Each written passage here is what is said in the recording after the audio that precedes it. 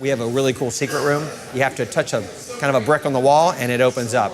Back this way, kind of hard to find. Welcome. It's very quiet in here and it's very romantic. I come in here and sing in the morning. It's pretty embarrassing. This is an inspired Italian restaurant located in South Tampa. Everything we do here at Ava is made in-house.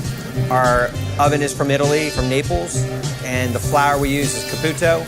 To keep that traditional Italian base, we build from there. I think there's still a need for quality restaurants that are locally owned. I opened a restaurant across the street. Are you gonna follow me? Okay. 717 South is a very neighborhood restaurant that has an amazing following, centered around new American cuisine, steak, and a lot of seafood. Anthony. Michael, how are you? I'm good. I firmly believe you give people amazing customer service and really good food, and you treat them like family, they're gonna come back.